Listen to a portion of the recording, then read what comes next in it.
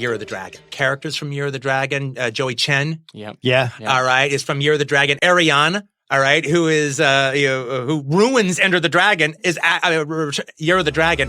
The press is independent. That's a close-up. Come on. You know, I'm not some gook hooker on the streets of Saigon. I mean, she ruins Year of the Dragon. My great-grandfather came, worked in the railroads, went back. My grandfather worked in a gold mine. He also went back. Movies in the 80s suck so bad. One of the things that was so bad about them was they just were just full of Hollywood timidity. I mean, you would read an interesting paperback and the book could go anywhere. But then, like, if they ever did a movie about it, you knew they weren't going to go everywhere, that they would dumb it down. It was like, it was just like the 50s all over again, except it was all self-imposed. And, but there were a few movies that broke that line. There was a few movies that like went further than you expected them to, and they kind of existed on a different plane than all the other movies, especially when it comes to like an action crime kind of thing. And but you can kind of count them on one hand, and it was definitely De Palma's Scarface was definitely one of them. Michael Mann's Manhunter was one of them.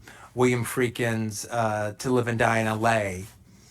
was one of them. Hal Ashby's 8 Million Ways to Die was another one. But the fifth one that like makes it a trifecta is Year of the Dragon.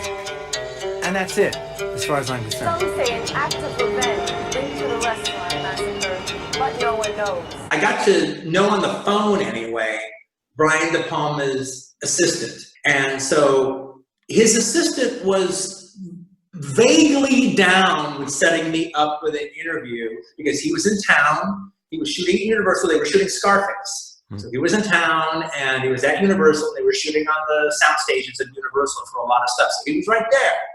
And so there was talk.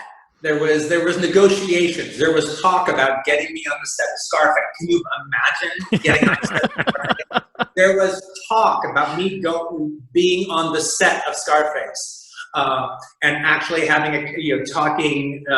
watching him work for a little bit and then talking to and doing an interview with him, which I might, if that had happened, I might never have been a filmmaker because I might have just committed suicide after. And it never happened. It never happened. But I even remember when, okay, well, it was done. It wasn't going to happen. And he was a nice guy about it. He was like, well, I'm sorry, Quentin, we couldn't get it together. It didn't happen. Part of that is all just like the function of having heroes, and so like for instance, when I was I'm still now he's one of my favorite filmmakers, but like in particular when I was in my 20s, I loved Brian De Palma, all right, and I would just like obsess about like his stuff the way like any like big fan would obsess about either a movie star or a baseball star or whatever. Is like when his movies would come out, I'd be counting down the days to like the first show of his movie. Scarface would open and I would go see the first show first day. All right, no one could go with me. I didn't want anyone else to. It was too like it was like a religious experience. And I didn't want anyone to